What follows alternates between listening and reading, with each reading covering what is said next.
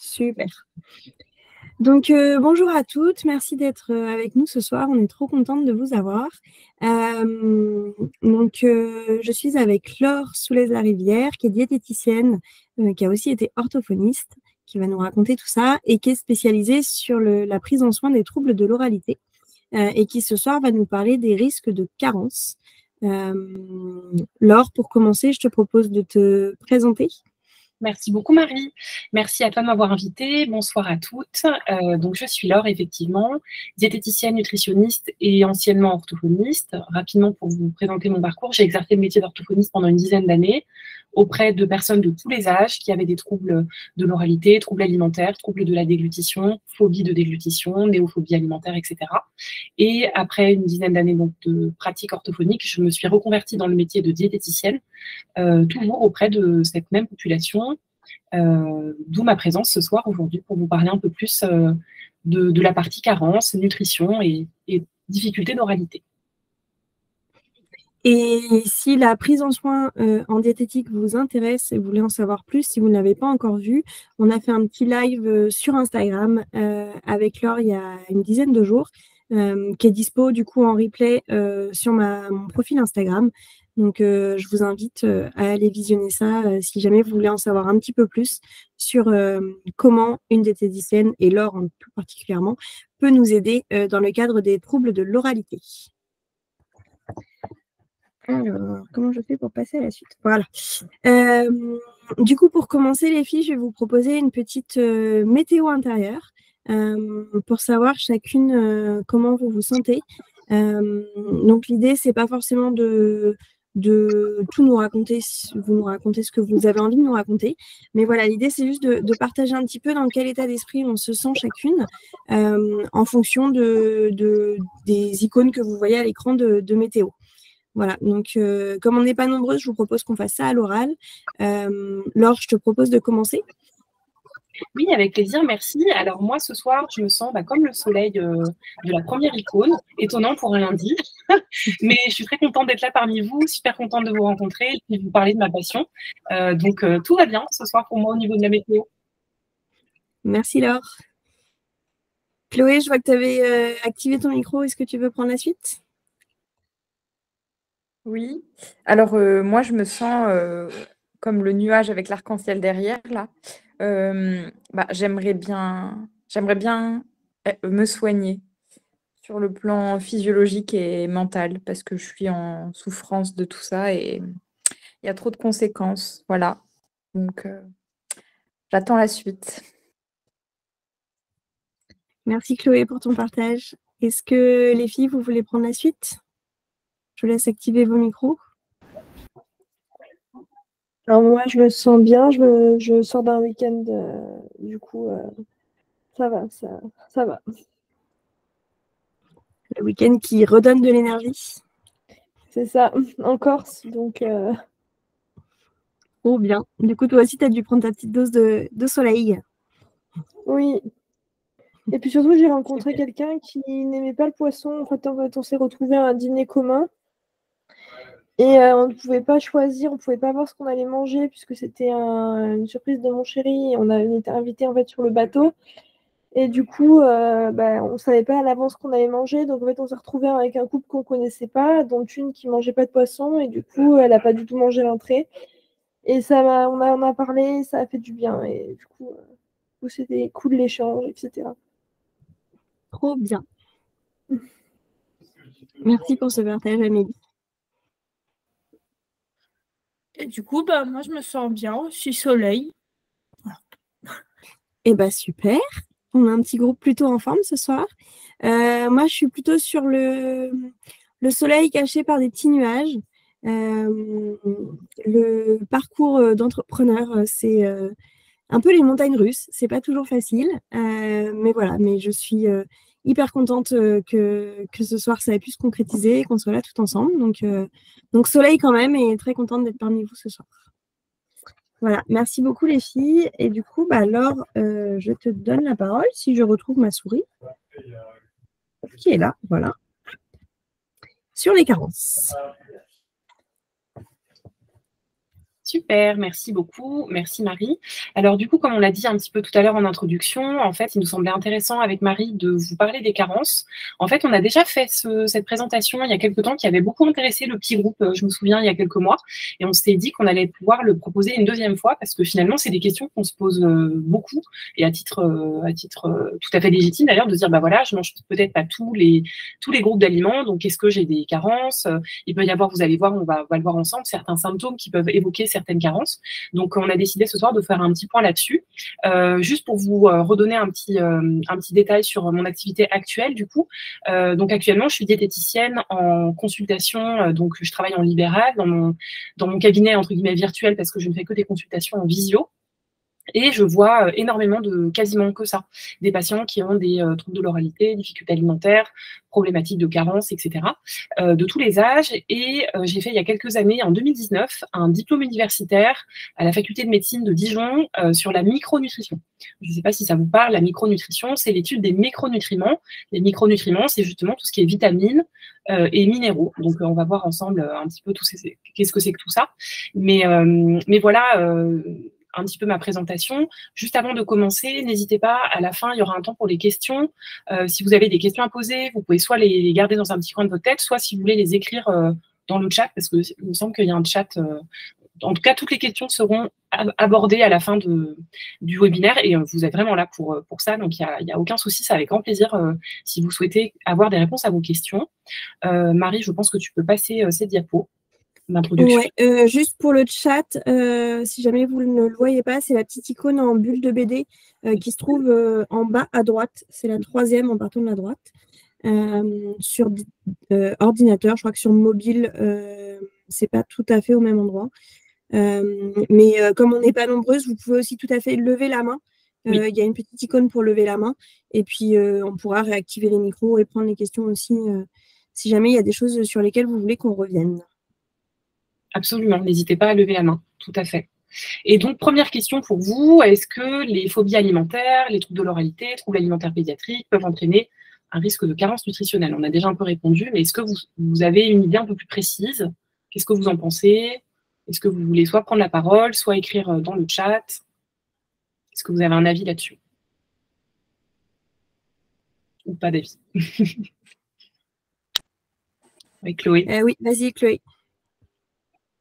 Oui, bah, moi je pense que oui, ça peut entraîner des carences, parce que sur un certain temps, il y a certaines vitamines, certains minéraux que le corps ne sait pas synthétiser tout seul. Donc oui, c'est ça le danger, quoi.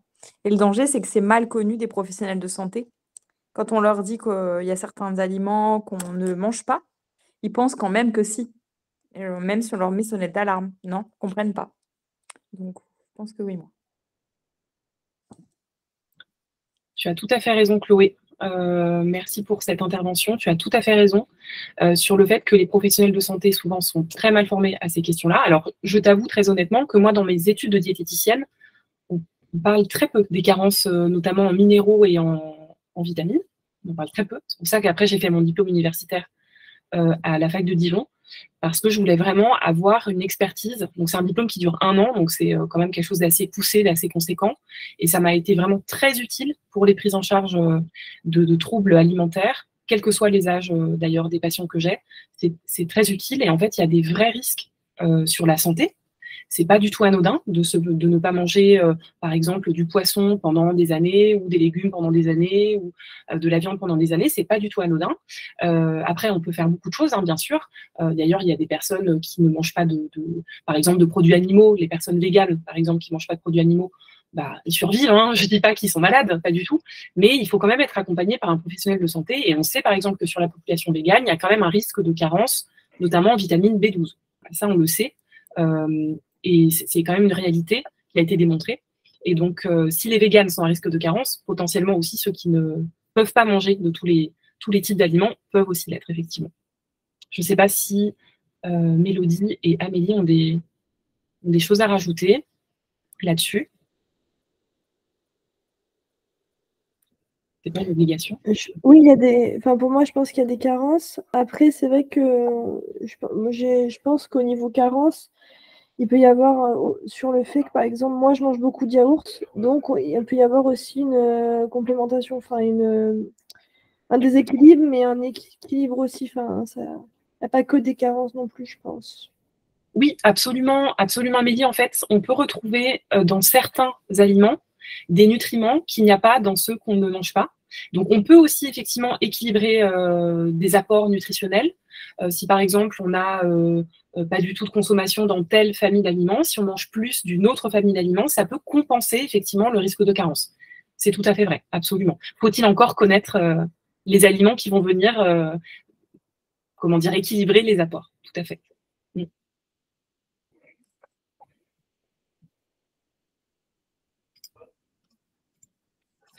Alors, du coup, on va commencer pour parler des carences, de définir en fait les termes. Donc, la carence nutritionnelle, qu'est-ce que ça veut dire? C'est l'absence ou le manque ou l'insuffisance importante d'un ou plusieurs nutriments.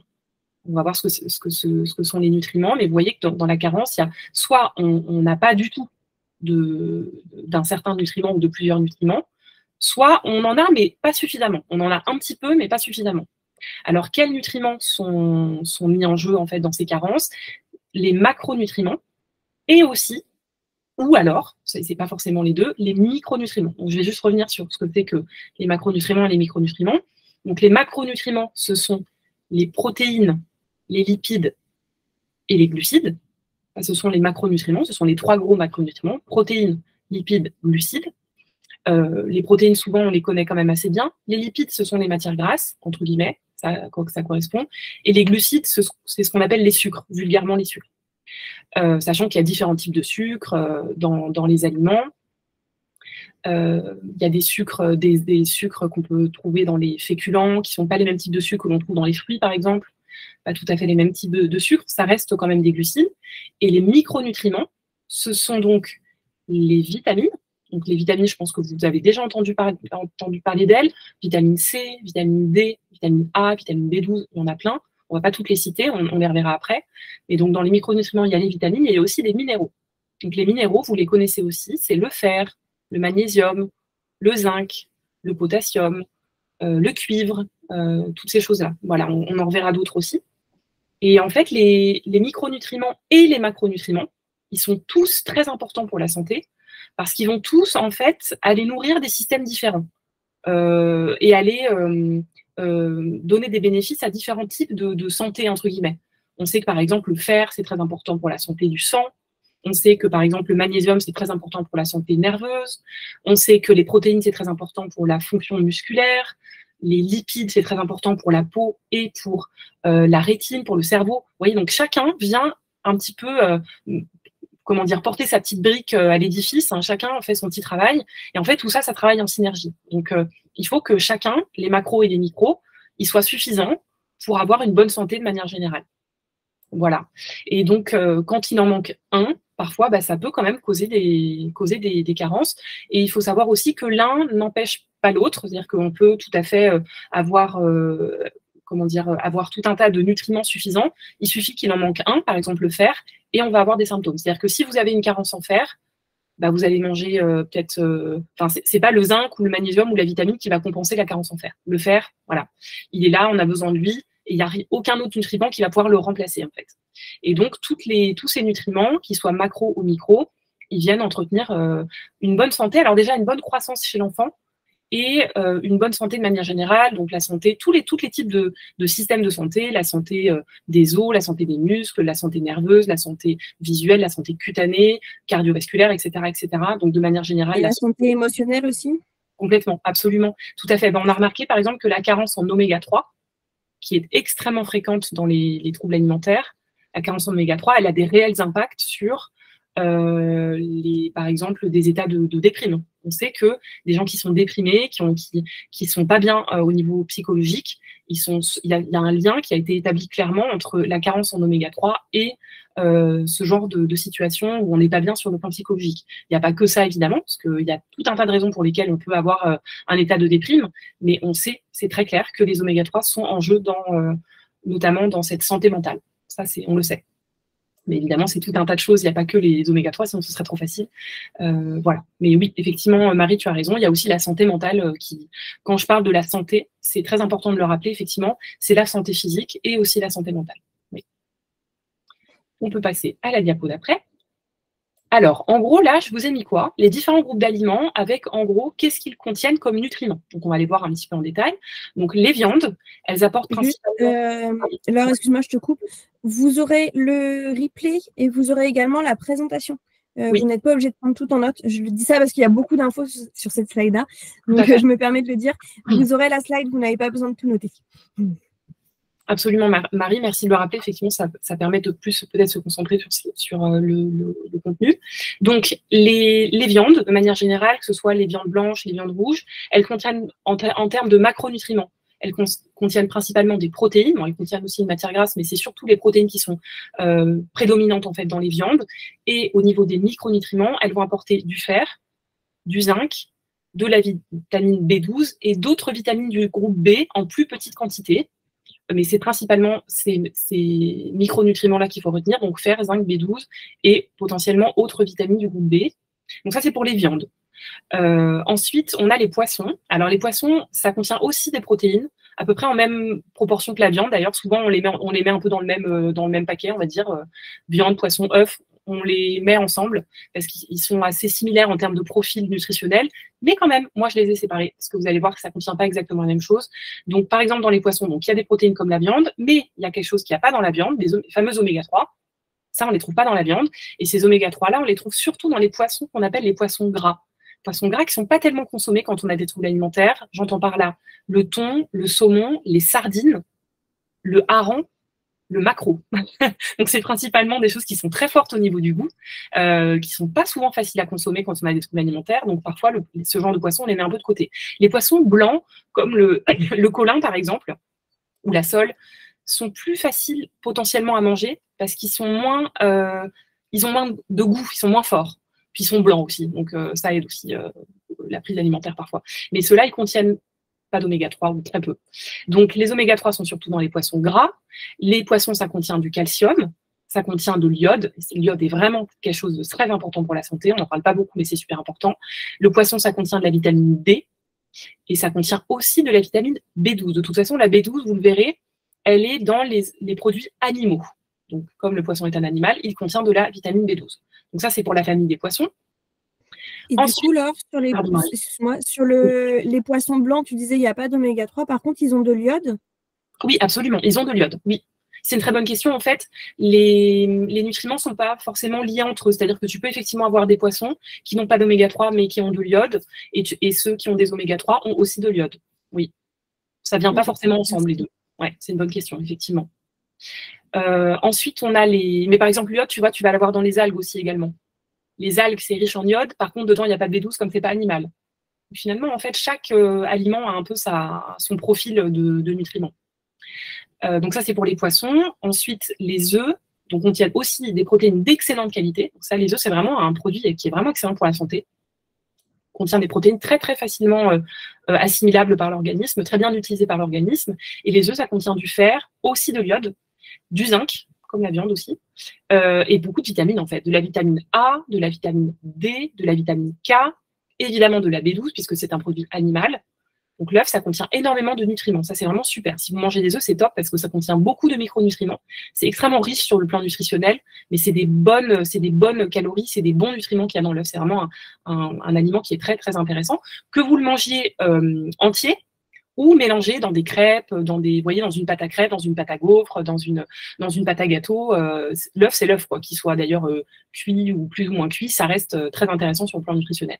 Donc ça, c'est pour les œufs. Vous voyez que là, on a vu principalement on va dire les trois grandes familles de produits animaux. Il y a une autre famille qu'on verra après. Ensuite, une famille souvent assez compliquée pour les troubles alimentaires, parce que cette famille-là, les légumes et les fruits, c'est pas simple sur le plan sensoriel. Ça contient des pépins parfois, des fils, des petites peaux, des petits grains. Ça contient parfois des petits poils. La framboise, la fraise, il y a des mini poils dessus. Le kiwi, voilà, c'est même si on mange pas toujours tous, tout le monde ne mange pas la peau du kiwi. On peut manger, hein, mais tout le monde la mange pas. Ça reste compliqué quand même. Hein, ne serait-ce que même un kiwi, pas si simple finalement d'avoir des petits grains, des couleurs différentes et tout ça. Enfin, c'est pas du tout évident. Donc en fait, les légumes et les fruits sont souvent d'ailleurs un peu écartés des régimes alimentaires des personnes qui ont des troubles de l'alimentation. Malheureusement, ça contient quand même des choses importantes, ça contient des fibres. Alors les fibres, elles sont très importantes pour la santé digestive notamment, le transit intestinal, le microbiote intestinal. Les fibres, ça réduit la glycémie, ça réduit le cholestérol aussi, donc c'est vraiment très important pour la santé. Ça contient, les légumes et les fruits, des glucides, donc quelques sucres, mais assez peu finalement, parce que dans les légumes et les fruits, on a surtout une grande proportion d'eau. Oui, ça contient un peu de glucides, mais pas tant que ça en réalité. Même les fruits ne sont pas ultra sucrés, certains sont plus sucrés que d'autres, mais ça contient beaucoup d'eau en réalité. Et puis ça contient aussi des micronutriments, donc de la vitamine C, donc ça je pense que vous le savez, de la vitamine B9, surtout dans les légumes à feuilles vertes, de la vitamine A, de la vitamine K, et aussi du calcium. Contrairement à ce qu'on pourrait croire, il y a du calcium dans les fruits et les légumes, surtout dans les légumes. Ça, c'est pour tous ces produits végétaux. Ensuite, on a les produits laitiers. Donc là, les produits laitiers, on est encore sur une partie animale. On est sur un produit laitier d'origine animale, hein, je précise. Produits laitiers de vache ou de chèvre. Donc, il y a des protéines dedans, il y a des lipides, surtout dans les produits laitiers à base de lait entier ou les fromages, évidemment, qui sont plus gras que les autres. Et ça contient de très intéressants niveaux de calcium. Ça aussi, on le sait, hein, que les produits laitiers, hein, c'est nos amis pour la vie, entre guillemets. Pourquoi ? Pourquoi on dit ça ? Parce qu'en fait, il y a du calcium dedans et c'est important pour la santé osseuse tout au long de la vie. Donc, il n'y a pas que du calcium dans les produits laitiers. Donc, ça contient du calcium, du zinc, de la vitamine A, de la vitamine D, de la vitamine E, de la vitamine K, et aussi de la vitamine, notamment B12, parce qu'on reste quand même sur un produit d'origine animale. Donc, il y a quand même de la B12 dedans, et il y a d'autres vitamines du groupe B également. C'est pour ça que j'ai mis 3 petits points, parce qu'il n'y a pas que la B12, il y en a d'autres. Donc, ça, c'est pour les produits laitiers. Encore une fois, les produits laitiers animaux, parce qu'on peut aussi avoir des produits laitiers végétaux, hein, des yaourts au lait de coco, ce genre de choses. Ça ne contient pas les mêmes nutriments. Pas du tout la même chose. Ensuite, on a les féculents. Alors ça, en général, les féculents, ça marche bien. En général, ça passe. Pourquoi ? Parce que les féculents, il n'y a pas trop de surprises sur le plan sensoriel. Voilà, c'est souvent un peu tout le temps la même couleur, un peu la même texture. Il n'y a pas de fil, il n'y a pas de grain, il n'y a pas de pépins. Ça reste quand même, en termes de goût, assez neutre, assez facile à manger. Donc, féculents, en général, c'est pas problématique. Les féculents, ça ne contient pas énormément de richesse nutritionnelle. Il faut en manger, évidemment, c'est très important, notamment parce que ça contient des glucides, ça contient du zinc, des vitamines du groupe B et des fibres aussi, je ne l'ai pas mis, mais ça contient des fibres, si ils sont complets. Alors, je ne sais pas si vous avez déjà mangé des pâtes complètes, du riz complet, de la semoule complète. C'est dans le son du grain, le tour du grain, qu'il y a des fibres, qu'il y a le zinc, qu'il y a les vitamines B. C'est là où, en fait, on aura les nutriments. Mais par exemple, je vais répondre à la question juste après. Quand on a, par exemple, de la farine blanche, où on a retiré le son qui enrobe la graine du blé qu'on a moulu pour faire la farine blanche, du pain blanc, des pâtes blanches, en fait, on a retiré la partie intéressante du grain, finalement. On a retiré le tour du grain, l'enveloppe du grain, qu'on appelle le son. On l'a retiré, et malheureusement, c'est là où il y a tous les nutriments qui sont intéressants.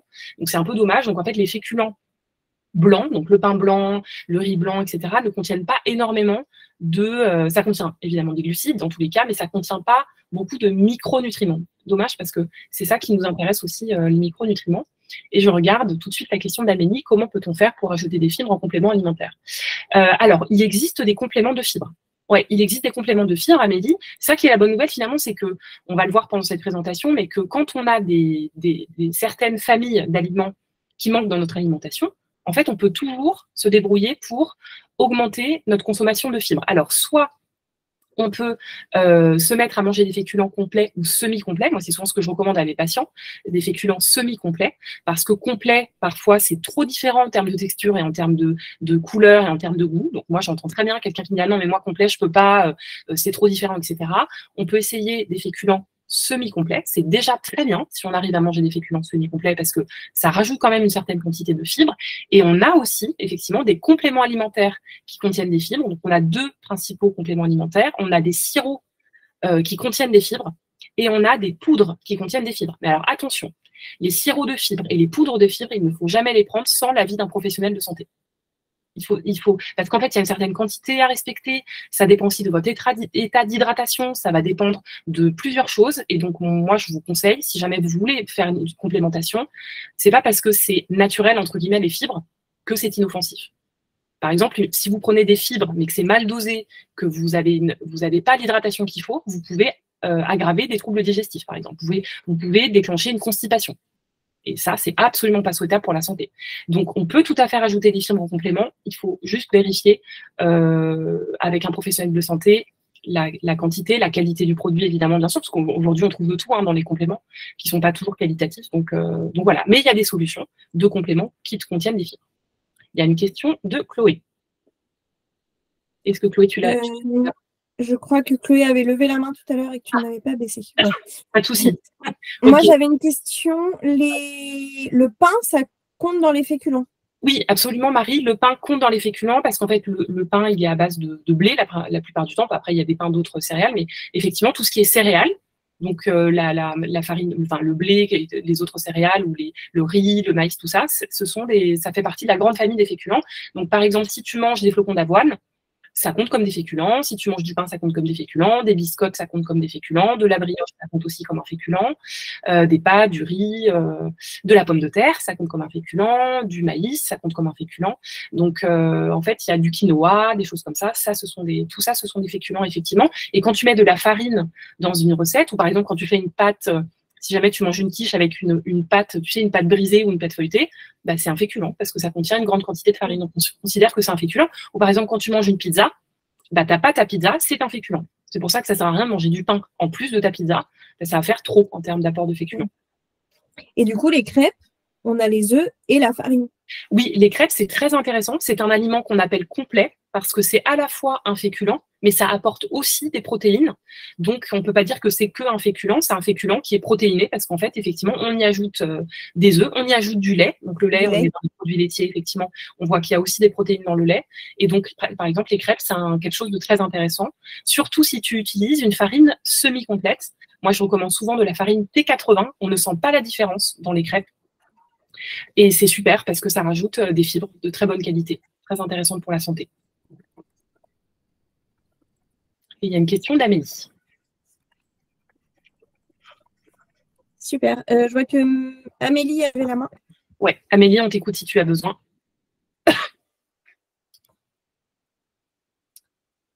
Ton micro est coupé, Amélie, par contre, on ne t'entend pas. On ne t'entend pas, oui. Oui, je disais, donc du coup, j'ai envoyé à Marie, je ne sais pas si elle a vu, j'ai vu un truc comme quoi il y avait des cubes de légumes. Ah non, j'ai pas vu ça. Je ne sais plus si c'est sur Insta ou quoi, mais je suis tombée sur ça par hasard.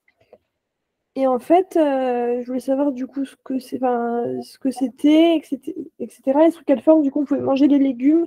Parce que vous savez, par exemple, la pâte, je trouve ça ultra intéressant, que je ne savais pas que c'était un féculent. Du coup, la crêpe aussi, du coup, même moi, je ne vais pas prendre du féculent, mais s'il y avait la même solution pour les légumes, c'est vrai que ce serait bien. Et mon autre question aussi, c'était du coup, comment ça s'appelle les sirops et les poudres, le nom? Je ne peux pas les donner sur ce webinaire parce qu'en fait, ce sont des dispositifs médicaux. Et donc, ça se donne dans les cadres de consultation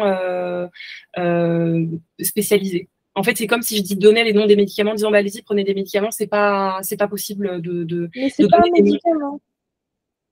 En fait, c'est ce qu'on appelle un dispositif médical. Ça s'achète en pharmacie. Ouais, parce que je travaille en pharmacie, c'est pour ça. Ok. Bah, je peux le donner peut-être en aparté, mais pas sur le webinaire. Ok.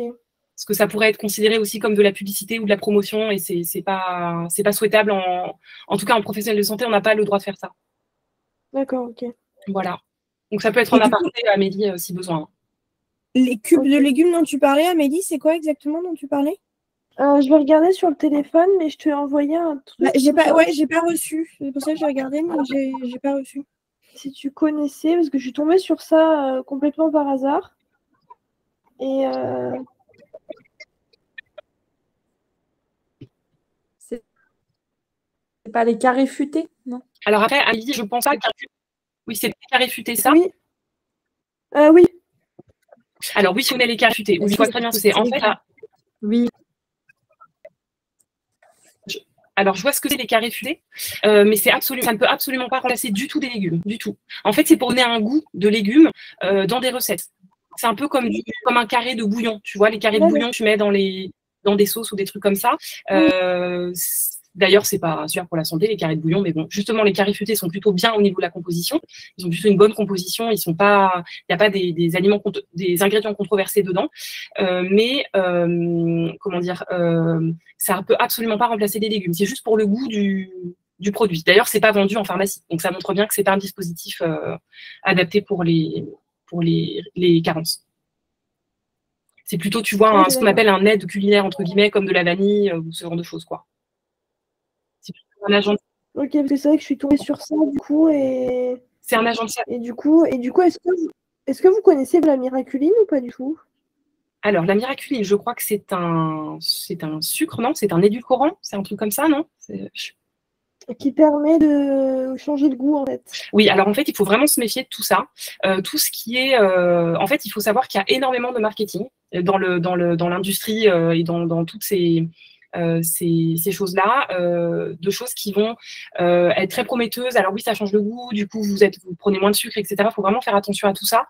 Moi, je vous invite vraiment, quand vous avez des promotions, des publicités pour ce genre de choses-là, de bien aller regarder, en fait, s'il y a des études qui montrent les effets et s'il y a des études qui montrent aussi l'innocuité du produit.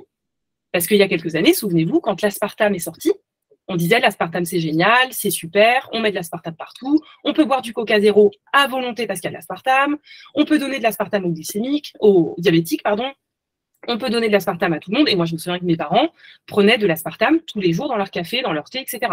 On sait aujourd'hui que l'aspartame, c'est un énorme cancérigène et que c'est terminé, il ne faut plus en manger. Donc, il faut faire très attention à toutes ces nouvelles molécules qui sortent, miraculine, etc. Où on dit, ah, c'est génial, c'est comme la spiruline, on dit, ah, c'est génial, la spiruline. Bah, non, c'est pas génial. Non, c'est absolument pas, enfin, ça ne vaut pas la hype, entre guillemets, sur laquelle les gens surfent. Faut faire vraiment très attention à ça. Et la miraculine, par exemple, c'est quelque chose dans nos études de diététiciens, on ne considère pas que c'est un produit qu'il faut conseiller. D'accord. Voilà. Faire vraiment attention parce qu'on se fait beaucoup berner par les publicités et le marketing. C'est comme vous savez, je ne sais pas si vous avez déjà vu, je ne citerai pas la marque, mais les petits carrés qu'on met dans l'eau pour parfumer l'eau, pour aider à boire. Il y a des petits carrés, des petits cubes, des tout petits cubes qui ont des goûts cassis, fraises qu'on met dans l'eau. Ils disent, bah, mettez un tout petit carré dans 1 litre d'eau, ça va vous aider à boire, c'est bon pour l'hydratation, ça contient des minéraux. Non, quand on regarde l'étiquette, ça contient quasiment rien comme minéraux. Ça n'a aucun intérêt. C'est purement marketing. Et ça coûte 50 centimes le cube. C'est exorbitant en termes de prix. C'est un truc de fou. Et même le disque qu'on met pour changer le goût de l'eau. Moi, je ne suis pas en train de parler du disque. Je suis en train de parler du cube, du petit cube effervescent qu'on met dans l'eau pour parfumer l'eau. C'est censé aider à boire et favoriser une meilleure hydratation. Non, c'est absolument ça. Enfin, soi-disant, il y a des minéraux, etc. dedans. Quand on va regarder la quantité de minéraux à l'intérieur de ce truc-là, c'est ridicule en termes de quantité. Donc, c'est très marketing, mais ça n'a pas d'effet bénéfique sur la santé. Le disque, par contre, je ne peux pas dire parce que je ne connais pas. J'ai pas lu la documentation. Pour le coup, le disque, ça travaille que sur l'odeur. Il n'y a pas du tout d'ajout de minéraux, puisqu'on n'ajoute rien dans l'eau. Je crois que c'est ça. Je crois que c'est sur la rétro-olfaction, c'est plutôt ça, effectivement. Mais voilà, il faut faire attention à toutes ces nouvelles tendances qui coûtent très cher. Hein. Moi, j'ai une collègue qui m'a dit, bah, je te fais goûter un petit cube au cassis, là. Déjà, j'ai trouvé que c'était pas du tout intéressant en termes de goût. Et quand elle m'a dit que c'était 50 centimes le truc, ça fait la taille de l'ongle de l'index. Je dis 50 centimes ce truc-là, enfin, c'est 1 euro les deux. Enfin, c'est juste du délire, quoi. Donc, faites attention à toutes ces choses-là parce qu'ils sont très forts dans la présentation de tout ça. Donc voilà, Amélie, pour répondre à tes questions. Autre famille qui est souvent d'ailleurs plutôt bien consommée, c'est les matières grasses, voilà, qui apportent des lipides. Donc très important les lipides, hein, je ne diabolise absolument pas, les lipides sont absolument fondamentaux pour la santé du cerveau, pour la santé de la peau, pour la santé de la rétine. la santé cardiovasculaire. Alors, ça dépend des types de lipides. On sait qu'il y a des lipides plus intéressants que d'autres. Mais dans les lipides intéressants, on a les AGE. AGE, ça veut dire quoi? Acides gras essentiels. Ça contient de la vitamine A, de la vitamine D, de la vitamine E et de la vitamine K, principalement. Les matières grasses contiennent ces vitamines-là. Donc, en fait, c'est intéressant quand même d'en manger, évidemment, pour tous ces systèmes-là dont je vous ai parlé et pour aussi les teneurs en micronutriments. Donc, tous ces bons acides gras et ces vitamines-là que vous voyez sont très, très importantes pour la santé. Mais c'est vrai qu'il faut choisir aussi ces matières grasses et c'est un gros axe sur lequel je travaille, moi, avec mes patients. C'est de favoriser des matières grasses qui sont qualitatives, c'est-à-dire qui vont contenir ces nutriments-là, pas des matières grasses de mauvaise qualité qui ne sont pas intéressantes pour la santé. Donc, voilà pour les matières grasses. Et du coup, est-ce que tu peux nous détailler ces matières grasses qui sont plus intéressantes que les autres? Bien sûr. En fait, les matières grasses les plus intéressantes, ça va être l'huile d'olive. Mais c'est vrai qu'elle a un goût. Tout le monde ne l'aime pas. Donc, l'huile d'olive, elle est très intéressante. La meilleure de toutes, c'est l'huile de colza, qui est la pauvre. Elle est très mal connue et très mal aimée. C'est bien dommage parce qu'elle est excellente pour la santé. Elle contient en fait un profil d'acides gras extrêmement intéressant. Notamment, elle contient des oméga 3. Donc, c'est vrai que quand on ne mange pas d'oméga 3 via les poissons, il faut bien qu'il y en ait quand même. Hein. Donc, en général, quand il n'y a pas de prise d'oméga 3 via les poissons, on conseille de l'huile de colza, parce que comme elle contient aussi des oméga 3, elle peut venir quand même donner un apport d'oméga 3, même s'il n'y a pas de prise de poisson, il y aura au moins des oméga 3 dans l'huile de colza. Donc, l'huile de colza est très riche, très intéressante sur le plan des oméga 3, très, très bonne pour la santé. Maintenant, les huiles de colza, elles sont désodorisées. Parce qu'avant, elles avaient un goût et une odeur. Hein. Ça, c'était un truc de fou. Il y a quelques années, il fallait s'accrocher pour les prendre, les huiles de colza. Maintenant, dans les grandes surfaces très classiques, ils font des huiles de colza qui sont désodorisées et qui n'ont plus ce goût un peu bizarre qui était franchement pas bon, même moi que j'aime pas pourtant. Dieu sait si je mange de tout, mais alors l'huile de colza brute, entre guillemets, non désodorisée, elle est vraiment spéciale. Maintenant, les huiles de colza de supermarché, elles sont désodorisées, elles sont très neutres, on ne sent absolument pas le goût du tout. Simplement, l'huile de colza, il ne faut pas la faire chauffer à haute température. On peut la mettre, par exemple, dans une vinaigrette, on peut la mettre sur des pâtes, on peut la mettre sur du riz. On peut l'utiliser, par contre, si vous voulez faire un cake ou un gâteau, vous pouvez mettre l'huile de colza dedans, sans aucun problème. Au four, il n'y a aucun souci parce que l'huile n'est pas en contact avec la chaleur directe. Par contre, il ne faut pas la faire fumer dans une poêle, il ne faut pas la faire frire du tout. C'est une huile qui est un petit peu fragile. Ce n'est pas la plus fragile, hein, mais il faut faire attention. Par contre, l'huile d'olive, on sait qu'on peut la faire cuire. Par exemple, si on veut faire des pommes de terre sautées, on peut le faire à l'huile d'olive, dans une poêle. On peut la faire un petit peu grillée, un petit peu dorée. À l'huile d'olive, ça marche très bien. C'est comme si vous voulez faire revenir des légumes ou des oignons, des choses comme ça. Vous pouvez aussi le faire avec de l'huile d'olive. Donc ça, c'est les deux meilleures huiles, olive et colza. Le beurre est très intéressant aussi, parce que le beurre contient de la vitamine A, de la vitamine D, qu'il n'y a pas forcément dans les huiles dont je vous ai parlé. Donc, c'est intéressant aussi de manger du beurre. En fait, l'intérêt des matières grasses, c'est de varier les matières grasses. Après, il y a d'autres matières grasses. Évidemment, il y a des huiles de lin, des huiles de camille, des huiles de noisette, des huiles de sésame. C'est intéressant aussi, mais ça a quand même du goût. Je ne sais pas si vous avez déjà goûté l'huile de lin, l'huile de camille, ça a quand même un goût un peu fort. L'huile de sésame, ça a aussi un goût fort. Tout le monde n'aime pas. Donc, les huiles, pour moi, les plus accessibles, c'est colza, olive et le beurre qui est quand même important. En petite quantité, bien sûr, hein, mais il ne faut pas manger que du beurre, mais qui n'est pas interdit du tout.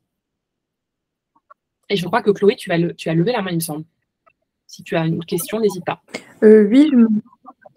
Oui, j'avais une question. Parce que moi, mon appréhension, ce sont les allergies. Je voulais savoir si l'huile de colza, il y avait une potentielle allergie, sachant que mon allergologue m'a déjà dit que, vu qu'elles étaient, très transformées, j'ai plus le mot, normalement non. Et aussi savoir la quantité. Oui. Moi, je suis allergique aux Alors, arachides. Ah oui, ok. Alors, l'huile de colza ne contient pas d'arachide. Ça, faut vérifier évidemment sur la bouteille, donc, mais pour être sûr. Mais l'huile de colza, 100% colza ne contient pas d'huile d'arachide. Et il n'y a pas, à ma connaissance, d'allergène dans l'huile de colza. L'huile de colza n'est pas allergisante, ce n'est pas un allergène majeur. Et je n'ai jamais, de toute ma vie entière, entendu d'allergène d'huile de colza. Je pense qu'il n'y a pas de risque du tout de consommer de l'huile de colza, même s'il y a une allergie à l'arachide. C'est pas les mêmes.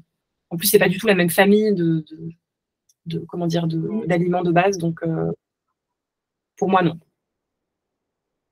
Et du coup, votre... Et quelle quantité la quantité idéale par jour, c'est l'équivalent de 3 cuillères à soupe d'huile par jour. 3 cuillères à soupe. 3 cuillères à soupe? Ouais. 3 cuillères à soupe d'huile par jour. Ouais, c'est très très important pour la santé parce qu'il y a des acides gras essentiels, il y a des vitamines comme on voit, A, D, E, K. Il faut absolument des matières grasses, c'est très important pour la santé nerveuse, la santé du cerveau, la santé de la peau. Il y a aussi, moi je connais plein de gens par exemple qui ne mangent aucune matière grasse, aucune, zéro matière grasse. Ah bah ils ont de l'eczéma, du psoriasis, plein de trucs. Hein. C'est absolument pas étonnant. C'est-à-dire que la peau, il faut une il faut de la matière grasse pour le film biolipidique cutané, c'est très très important. Ça protège la peau, ça nourrit la peau. Et puis tout simplement, il faut juste rappeler un truc, c'est que toutes les cellules de notre corps, toutes les cellules, donc on est constitué quand même de milliards de cellules, toutes les cellules de notre corps sont constituées d'une couche de gras.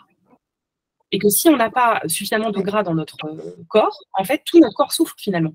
Parce que c'est comme si c'était les briques d'une maison, mais on n'avait pas le tour de la brique, il n'était pas très solide, quoi. Donc, il faut absolument des matières grasses. C'est l'équivalent, pour une femme en tout cas, femme de taille moyenne, poids moyen, activité physique moyenne, 3 cuillères à soupe d'huile par jour, de matière grasse par jour. Donc, ça peut être par exemple une cuillère à soupe de beurre, une cuillère à soupe d'huile d'olive, une cuillère à soupe d'huile de colza dans la journée. C'est absolument parfait. C'est idéal. Okay. Et dans les soupes, est-ce qu'il y a une huile que tu recommandes qu'on peut rajouter dans les soupes quand on réussit à manger de la soupe? Alors oui, tu peux mettre un peu d'huile d'olive dans la soupe, tu peux mettre un peu d'huile de colza si tu veux, parce que elle ne va pas bouillir en fait, il faut le mettre à la fin. Quand la soupe elle est dans le bol devant toi, tu mets une cuillère d'huile dedans. Tu peux mettre un peu de beurre, tu peux mettre aussi un peu de crème fraîche. Hein. La crème fraîche fait partie des matières grasses. Tu peux mettre une cuillère de crème fraîche dedans sans problème si tu aimes la crème fraîche, parce que ça donne aussi un bon goût et c'est très bon la crème fraîche dans la soupe. Soyons honnêtes, hein, voilà, c'est délicieux.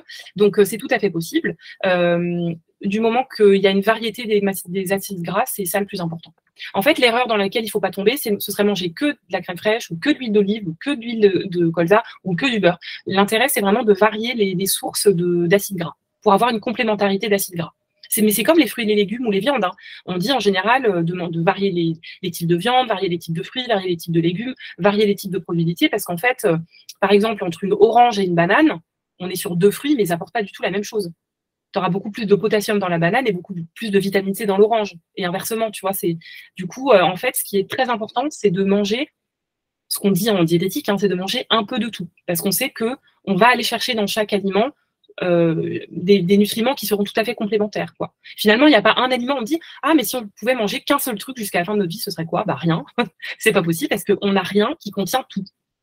En fait, c'est la variété alimentaire qui nous apporte tout ce dont on a besoin. Voilà. Oui, Amélie. Mets bien ton micro, Amélie, pour qu'on t'entende. En fromage, c'est quoi qui se rapprocherait le plus de la texture un peu fromage raclette ou doux, enfin... Alors, tu as la cancoyote, peut-être que tu connais. Pas du tout. La cancoyote? Oui, je te l'écris dans le chat. Cancoyote. J'espère que ça s'écrit comme ça, j'ai un doute. J'ai un petit doute là-dessus. Mais c'est à peu près ça, il y a peut-être un L en trop, ou un T en trop, je ne sais pas, mais tu trouveras, si tu tapes sur Google, tu verras. C'est dans un pot, en fait. Et c'est du fromage qui est un petit peu, qui a une texture un peu semi-liquide. Je ne sais pas s'il y en a d'autres qui connaissent ici cancoyote, mais c'est un fromage qui est assez pas très riche en matière grasse, donc plutôt intéressant. Et en général, on le fait fondre, on le met sur les pommes de terre, c'est très bon, ça ressemble un peu à de la raclette, effectivement.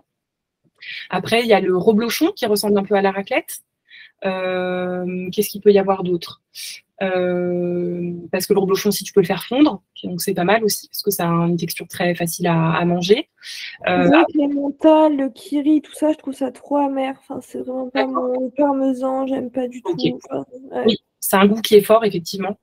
Tu peux essayer cancoyote et tu peux essayer reblochon. Je sais pas si tu as déjà essayé. Non, j'ai pas essayé, mais après, ouais, peut-être plus cancoyote, je pense. Ouais. Ouais, ils ont des pots ils ont des pots. Alors en plus là, on est en plein hiver, donc il y en a forcément dans les supermarchés. Donc c'est dans des petits pots en plastique. Ça ressemble un peu à des petits pots de crème fraîche. Et il y a cancoyote nature ou cancoyote à l'ail. Donc après, à l'ail, c'est assez fort. Donc peut-être ça dépend si tu aimes l'ail ou pas.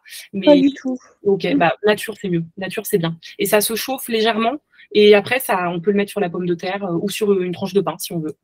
Ou des pâtes, du riz, ou des féculents. Ou même dans Je une... sais que Kiri, c'est vachement fort. Enfin, je trouve que c'est pas bon, c'est amer en fait. Les mentales, je trouve que c'est amer. Enfin... C'est vrai que le fromage, ça a quand même un goût qui est assez fort, donc c'est pas facile de trouver celui qu'on aime. Est-ce que la mozzarella, ça t'intéresse plus, par exemple? La mozzarella? Ouais. Je trouve ça trop un goût de plastique. D'accord, ok. Oui, non, mais c'est clair que c'est pas du tout évident, le fromage. C'est pour ça que... Alors que le yaourt, c'est simple. Ouais. Alors, Cancoyote a testé. Ok, merci. Avec plaisir. Marie, tu as une question? Non, c'est bon. Du coup, on va parler des fruits à coque. Peut-être que vous connaissez. C'est les amandes, les noix, les noisettes, les pistaches, les noix du Brésil, les noix de pécan, les noix de cajou, tout ça. On les appelle donc les fruits à coque. Et ceux-là, ils sont très, très, très intéressants pour la santé parce qu'ils contiennent des protéines, des lipides de bonne qualité, mais ils contiennent beaucoup de micronutriments. Ils contiennent du fer, du calcium, du zinc, de la vitamine E, des vitamines du groupe B. Les fruits à coque, c'est super intéressant. Mais c'est pas simple, c'est pas si simple. Je connais pas énormément de gens qui en mangent. Des noisettes, des noix, des amandes, c'est pas quelque chose qu'on mange tous les jours. Pourtant, on devrait en manger tous les jours en réalité. Alors, non salé et non sucré, évidemment, parce que les cacahuètes salées ou les pistaches salées, c'est tellement salé qu'en fait, il y a trop de sel, donc c'est pas non plus bon pour la santé.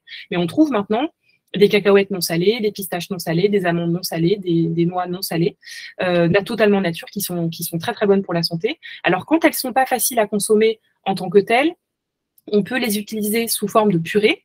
On achète ça dans les magasins bio, purée d'amandes, purée de cacahuètes, purée de noisettes. C'est très bon, il faut aimer ça, hein, mais on peut les mettre par exemple dans un yaourt, dans une compote, sur une crêpe, sur une gaufre. Et c'est une manière aussi de manger des fruits à coque, mais qui sont mixés. Donc ça ressemble vraiment à une crème, un peu comme de la pâte à tartiner. Et c'est vraiment très intéressant pour la santé. Ça contient beaucoup, beaucoup de nutriments très intéressants. Donc, il ne faut pas hésiter à en consommer comme ça. Ou sinon, on peut les utiliser sous forme de poudre.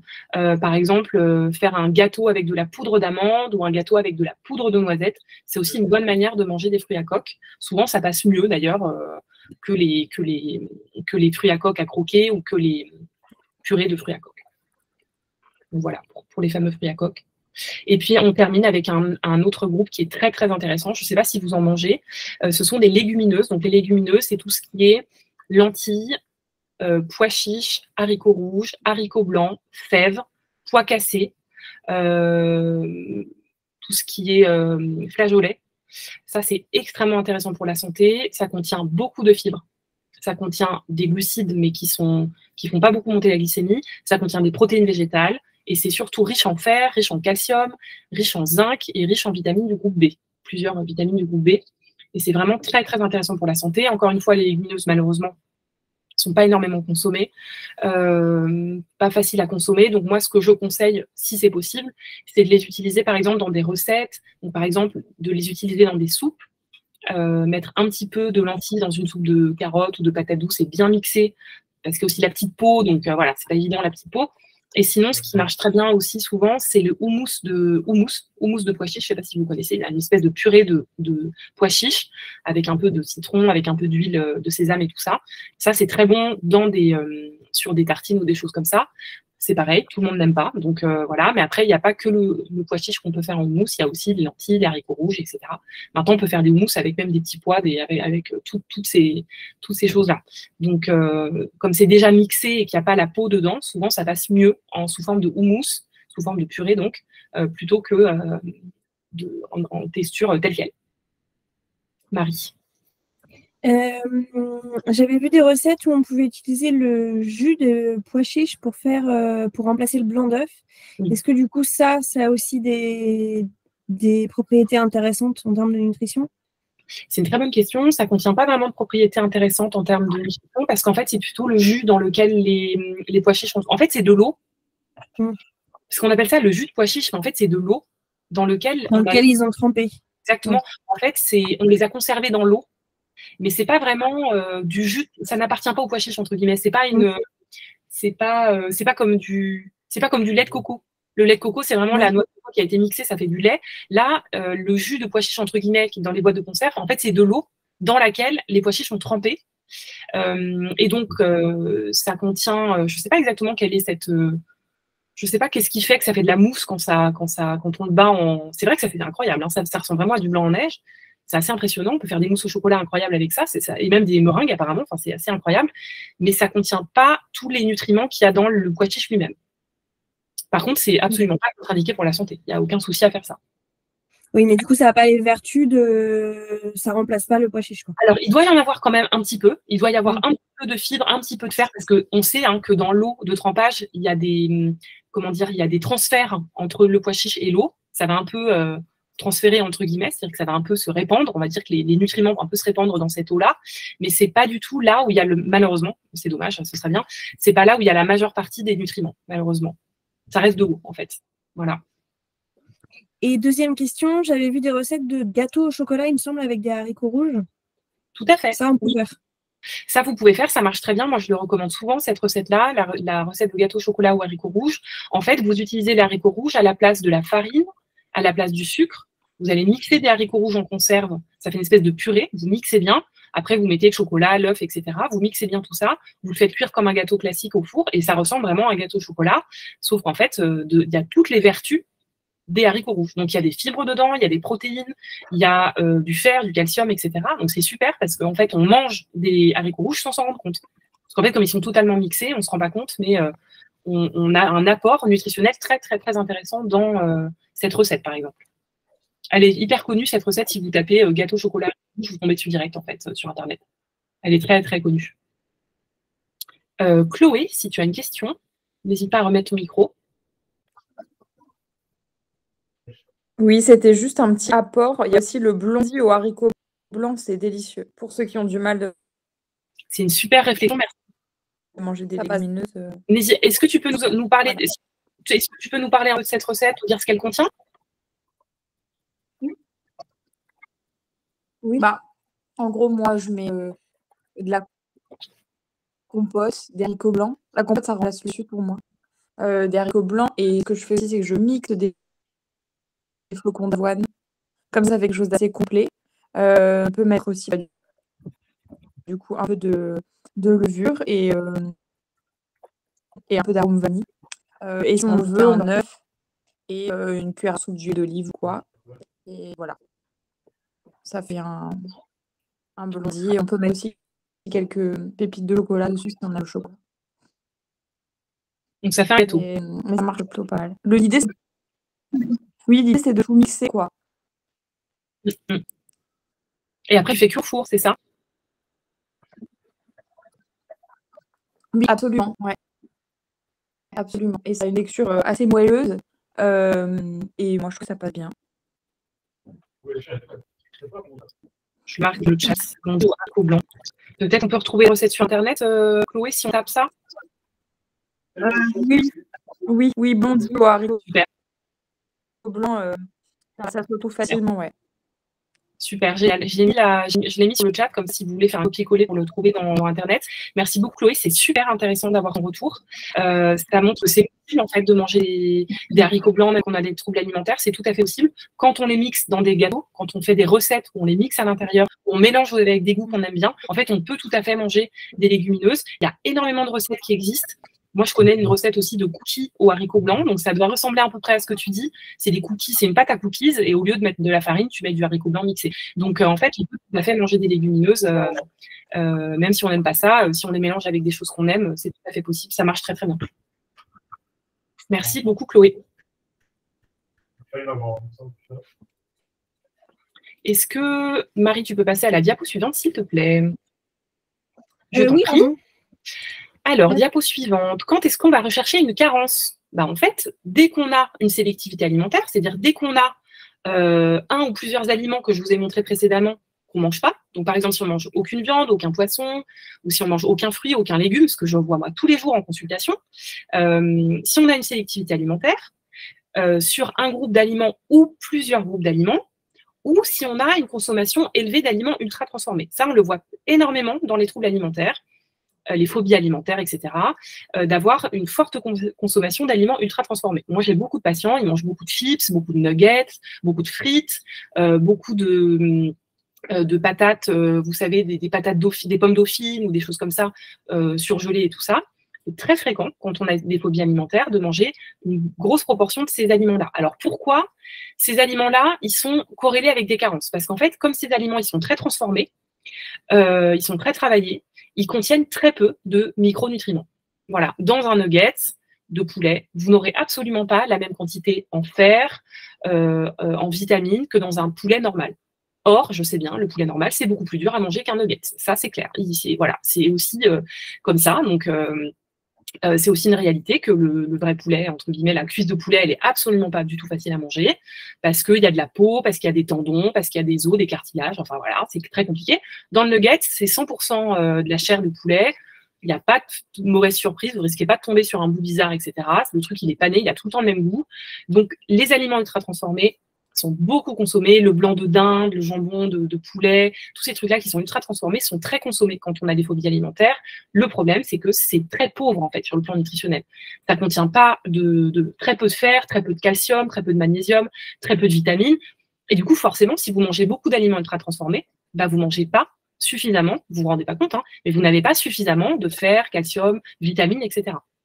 Donc, parfois, ça peut arriver d'avoir les deux, d'avoir une sélectivité alimentaire très forte, c'est-à-dire ne pas manger de poisson, ne pas manger de fruits, ne pas manger de légumes, ne pas manger de légumineuses, et manger quasiment tout le temps des pommes dauphines, des frites, des chips, des nuggets, du blanc de dinde et du jambon.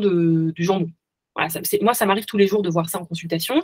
De toute façon, il faut bien manger. Hein, il ne s'agit pas de culpabiliser, il faut bien manger, c'est super important. Mais du coup, vous imaginez bien que les deux combinés, vous n'avez absolument pas assez de micronutriments dans ce cas-là. Voilà, en ce cas précisément. Il y a certains symptômes aussi qui peuvent évoquer des carences. Donc, quels sont-ils? La maigreur, la fatigue, ce sont des symptômes de carence. Les cheveux qui tombent par poignées, les ongles qui cassent ou les cheveux qui cassent, donc les cheveux secs qui sont cassants, les ongles qui sont cassants ou qui se dédoublent, vous voyez, la peau sèche, c'est très fréquent, l'essoufflement à l'effort. Dès qu'on monte un escalier, on est complètement claqué, on se sent lessivé parce qu'on a monté 10 marches.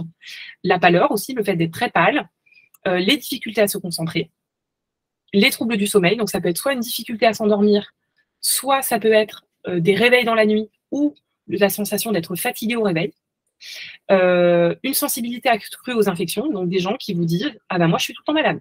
La gastro, je me la tape tout le temps. Le Covid, je l'ai eu 3 fois. La grippe, je l'ai chaque année. » Enfin voilà, ça, c'est pas du tout normal hein, d'être malade tout le temps. Les douleurs musculaires, des gens qui ont des crampes musculaires, notamment la nuit. Ils ont des crampes dans les mollets, des crampes dans les pieds, ça vous est peut-être déjà arrivé, ou des douleurs musculaires. Les gencives qui saignent aussi, quand on se lave les dents, d'avoir les gencives qui saignent, c'est pas normal. Des crampes, je l'ai dit.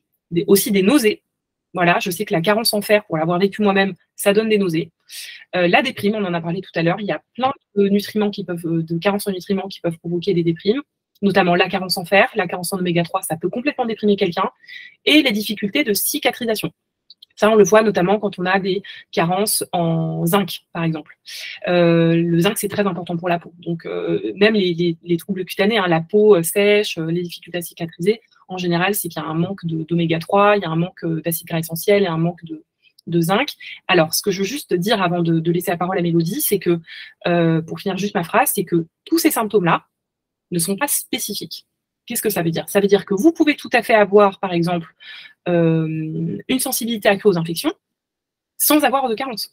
Moi, je connais plein de gens autour de moi, ils ont 0 carence, bah, ils se chopent quand même toutes les gastro qui traînent, ils ont quand même la peau sèche, ils ont quand même des difficultés de cicatrisation, etc., etc.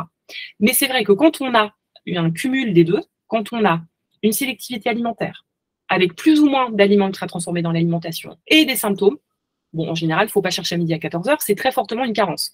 Moi, ce que je fais de manière systématique, c'est que je demande à la personne de faire un bilan sanguin. Et évidemment, il ne faut jamais, alors ça, vraiment retenez-le, je crois que c'est le truc le plus important de la présentation, ne prenez jamais de supplément tout seul, sans avis médical. Ça, s'il vous plaît, je vous en supplie, ne faites pas ça.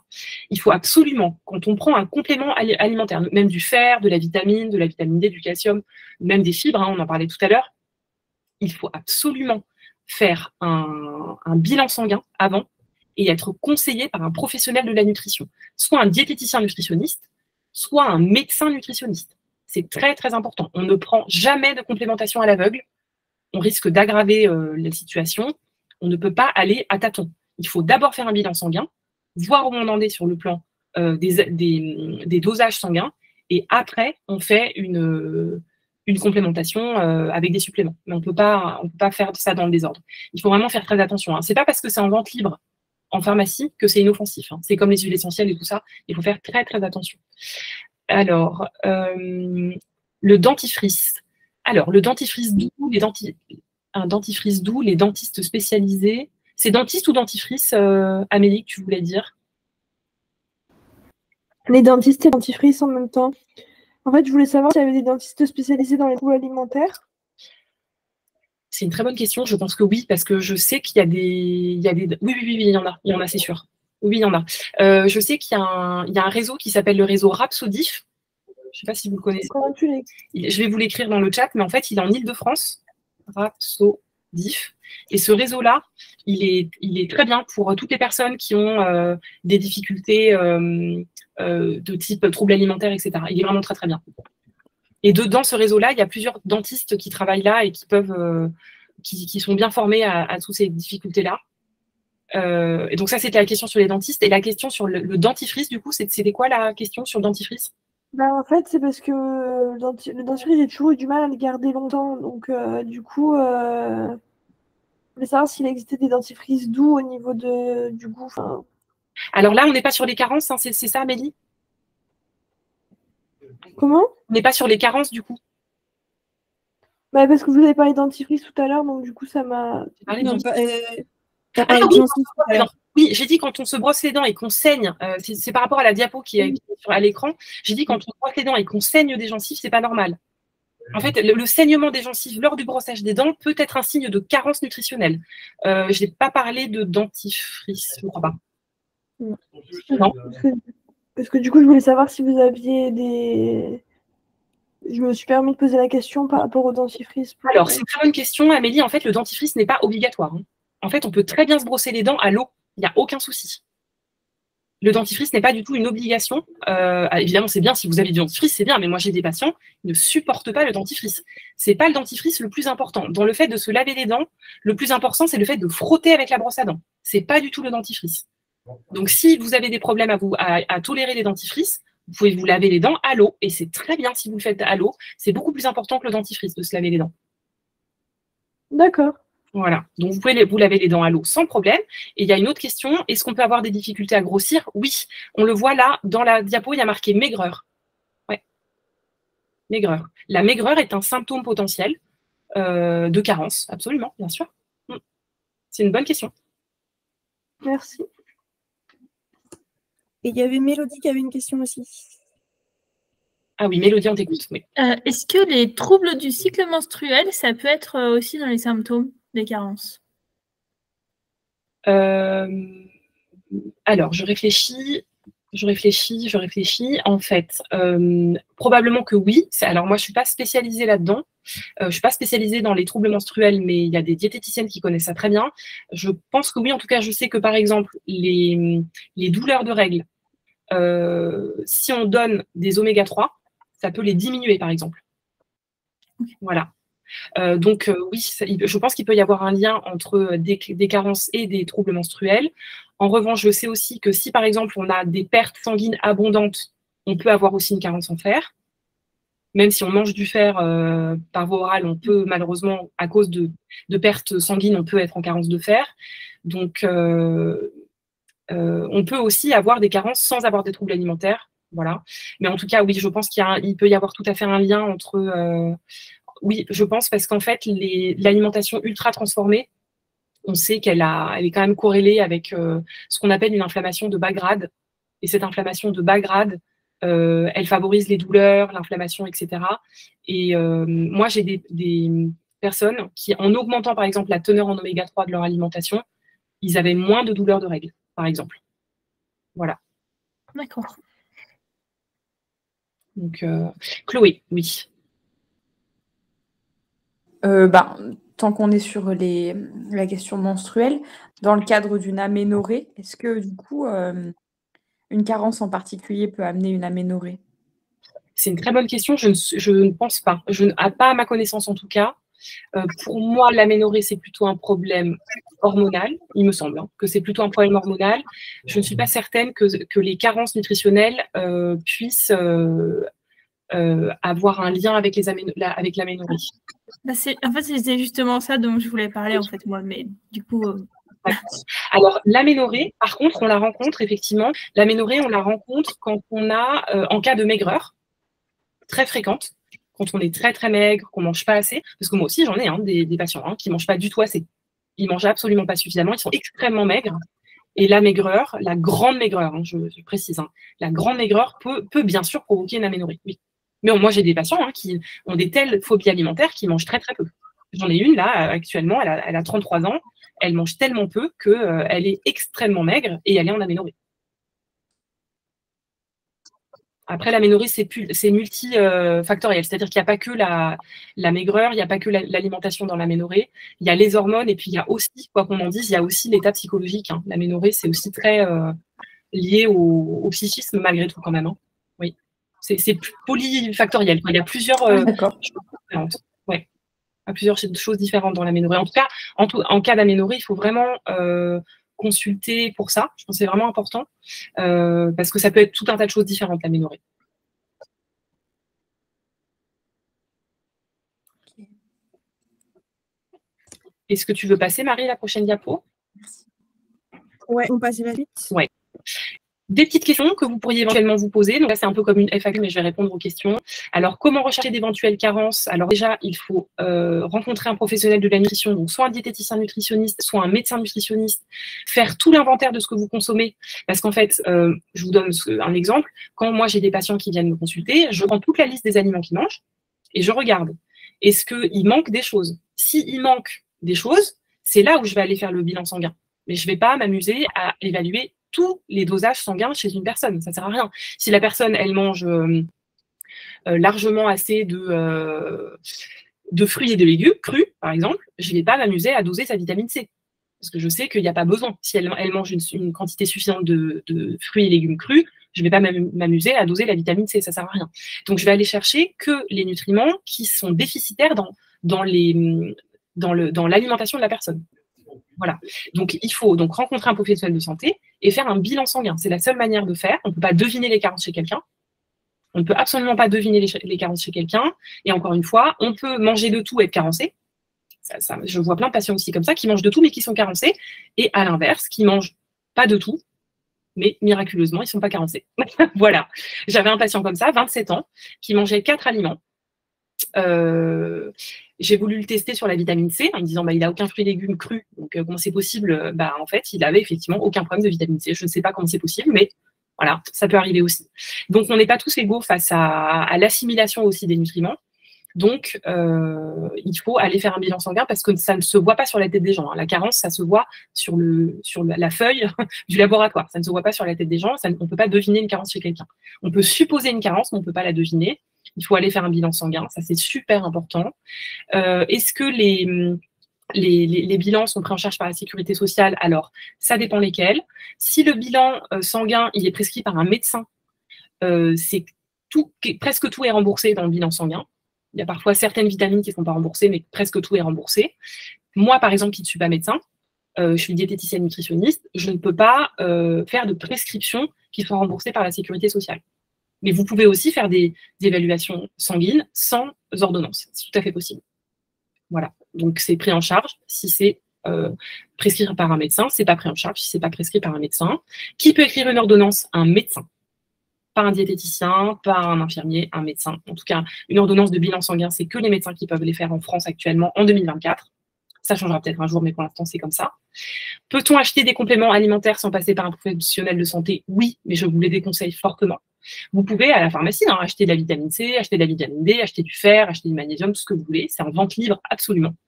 C'est extrêmement dangereux de faire ça. Moi, je vous déconseille fortement de le faire parce qu'en fait, si vous ne connaissez pas votre statut initial sanguin en vitamines et en minéraux, vous risquez d'aggraver en fait un problème parce qu'on peut très bien faire j'allais dire des overdoses, des surdosages en fait de certains nutriments. Par exemple, on sait que la vitamine D, Si vous en prenez trop, c'est extrêmement délétère pour la santé. Le fer, c'est pareil. Si vous prenez trop de fer par voie orale, c'est extrêmement mauvais pour la santé. Donc là, vous allez vous rajouter des problèmes de santé en plus. Donc ça ne sert à rien. Donc, franchement, ne faites pas ça. Ne faites pas de complémentation sans passer par un professionnel de santé. Vraiment, il ne faut pas rigoler avec ça, quoi. Les compléments sont-ils pris en charge? Certains, oui, mais pas tous. Par exemple, certains fers et certaines vitamines D prescrites par un médecin sont prises en charge par la Sécu, mais pas toutes, encore une fois. Ça dépend du type de complément qui est proposé. Il y a différents types de qualité, entre guillemets.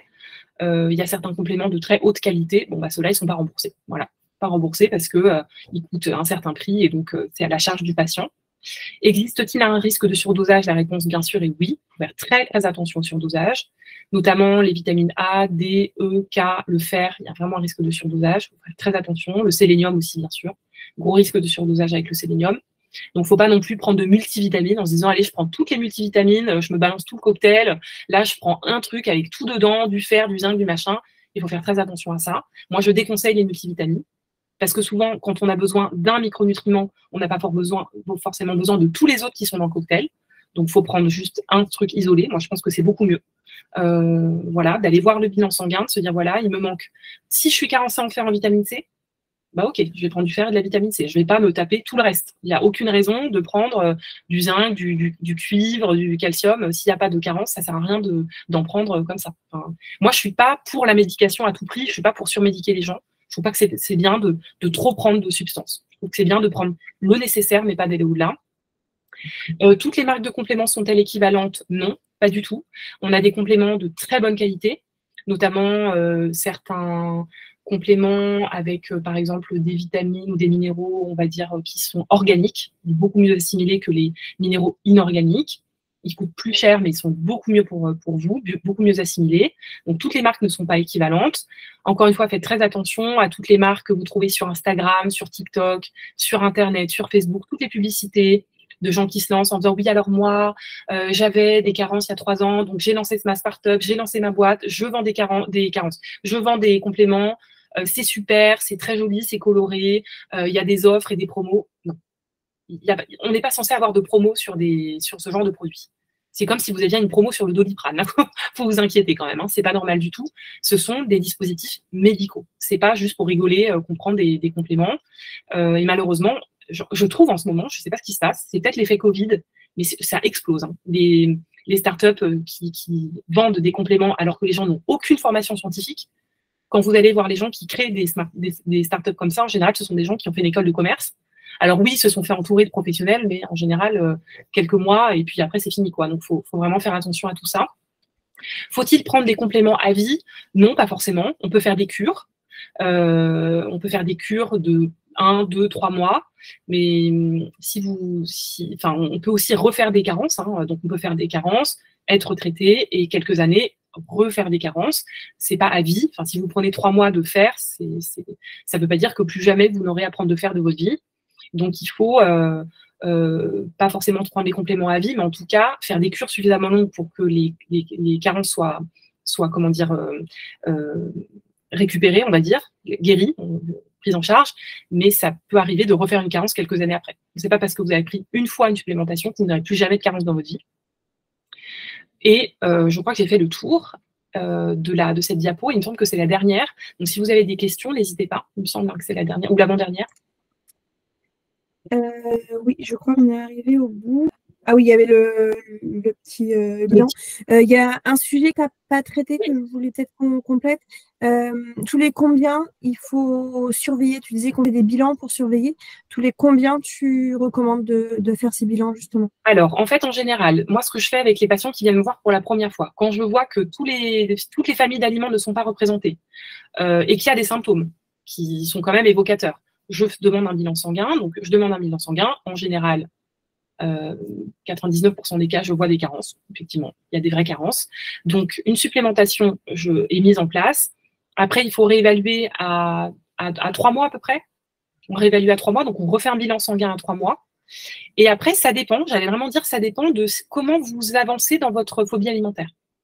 Si votre phobie alimentaire, elle ne change pas, bah, vous allez refaire des carences. C'est sûr. Donc, il faut faire moi, je pense qu'il faut faire un bilan une fois par an. Il faut faire une prise de sang une fois par an. Si par contre, vous vous faites accompagner par des orthophonistes, des ergothérapeutes, etc., et que vous vous mettez à manger plus de choses et à avoir des apports nutritionnels plus variés, il n'y a pas forcément besoin de faire une prise de sang tous les ans, parce qu'on peut aussi ne plus avoir besoin de suppléments. Moi, c'est ce qui m'est arrivé il n'y a pas longtemps avec un patient.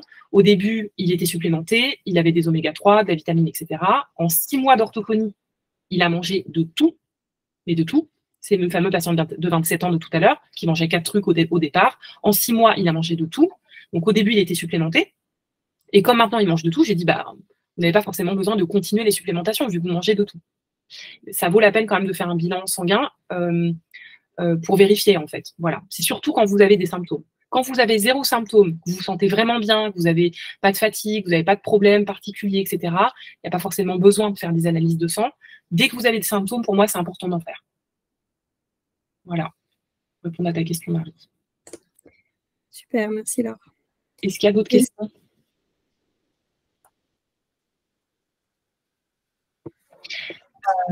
Chloé. Oui, moi j'ai une question. J'ai fait de l'anorexie et aujourd'hui j'ai démaigri comme on dit, mais mon alimentation et comment je la pratique n'est pas du tout réglée. Simplement, maintenant j'ai plus une apparence maigre, mais pour autant, quand je dis au médecin que ça ne va pas et qu'au niveau clinique, je n'ai pas bien du tout, et je ne suis pas prise en compte. Comment leur faire prendre conscience que en gros, j'ai besoin de m'aide en fait? Alors, moi, je connais une médecin. Elle est médecin généraliste. Elle est spécialisée en nutrition. Elle a fait le même diplôme universitaire que moi en micronutrition.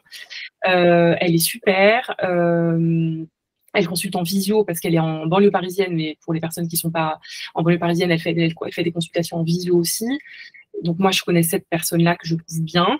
Après, malheureusement, ce n'est pas la plupart des médecins. Il y a très peu de médecins qui sont ouverts à ces questions-là. Malheureusement, les médecins ne connaissent pas les phobies alimentaires, ne connaissent pas les troubles alimentaires, ont souvent des idées reçues, ne sont pas bien formés sur la question. Et même moi, en tant que diététicienne, c'est très difficile pour moi de travailler avec des médecins parce que même moi, en fait, ils ne m'écoutent pas. Quand je dis, voilà, tel patient a tel problème, etc., alors que ça fait 15 ans que je connais et que j'ai travaillé à l'hôpital Necker, qui est un centre de référence, mais malheureusement que pour l'enfant. C'est vrai qu'il n'y a pas l'équivalent chez l'adulte. Je ne crois pas, en tout cas à ma connaissance, qu'il n'y ait pas d'hôpital spécialisé dans les phobies alimentaires adultes. C'est bien dommage parce que ça serait vraiment intéressant pour les patients. En fait, les médecins, même moi, alors que j'ai fait des études là-dedans et que je me suis spécialisée, ils ne m'écoutent pas forcément. Donc, en fait, c'est très compliqué. C'est pour ça que c'est une excellente question parce qu'il n'y a pas vraiment la réponse. C'est vrai qu'il y a certains médecins qui connaissent ces questions-là. Pas tous, et qu'il faut tomber sur la bonne personne. Voilà, il faut tomber sur la bonne personne. C'est pas du tout facile à trouver. Et en général, il y a une errance, vraiment, où on ne sait pas vers qui aller, et à chaque fois, on a l'impression de se faire envoyer balader. Donc, c'est pas du tout facile. Et je reviens juste, Chloé, sur ce que tu disais par rapport à l'anorexie. L'anorexie s'accompagne très souvent d'une aménorrhée. Ouais. L'aménorrhée va avec l'anorexie. Hein. Ouais.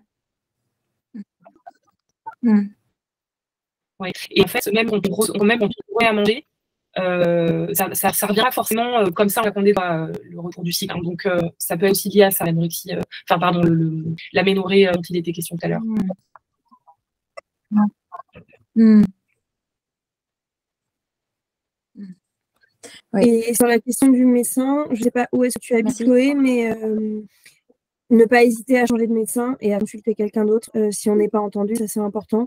Je sais qu'en fonction de la localisation, c'est pas toujours possible malheureusement que trouver des médecins généralistes, ça devient aussi de plus en plus compliqué. Mais n'empêche qu'on a ce droit aujourd'hui de choisir son équipe soignante et que si on n'est pas entendu par son médecin, il ne faut pas hésiter à en consulter d'autres jusqu'à réussir à trouver quelqu'un qui nous entend.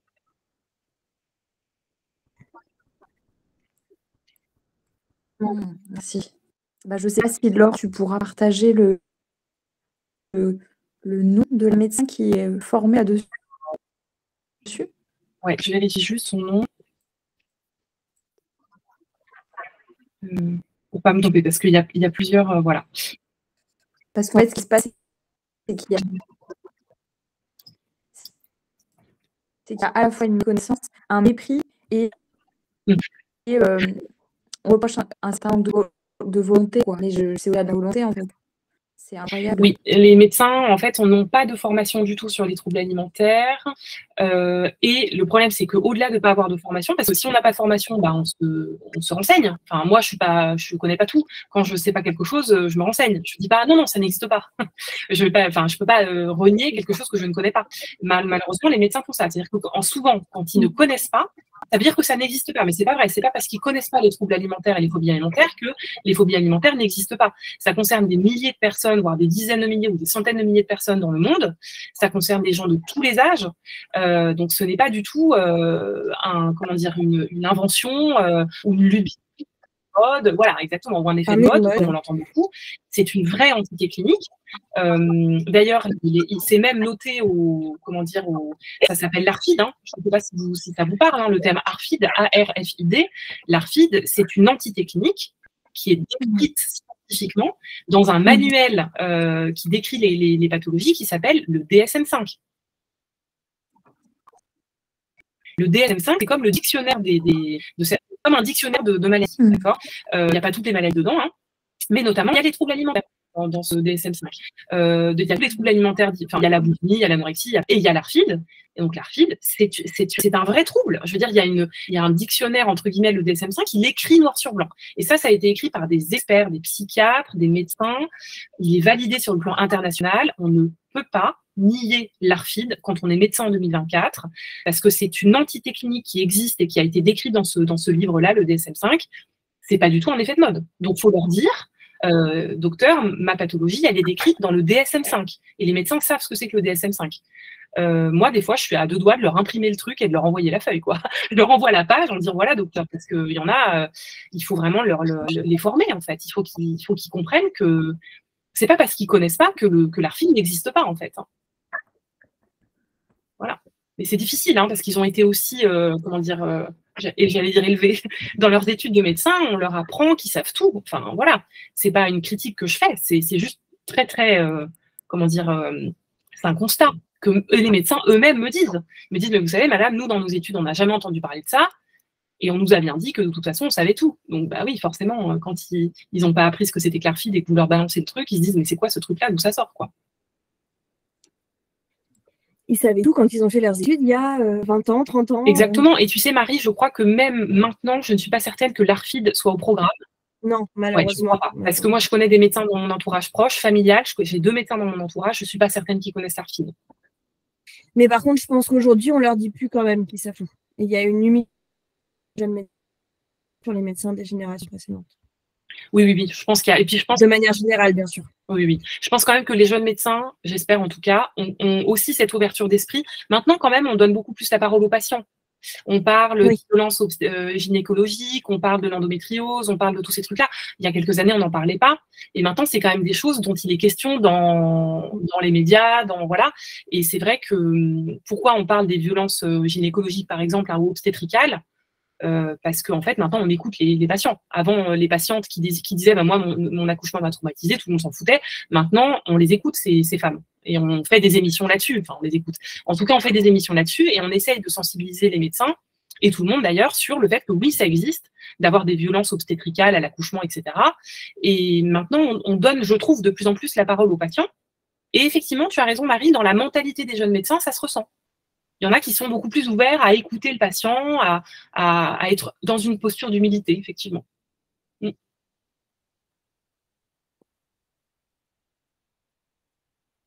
Donc, petit point clé pour finir, Marie, si tu veux bien, je termine. Et puis, si tu as d'autres questions, je suis toujours là pour y répondre. Donc, qu'est-ce qu'il faut retenir?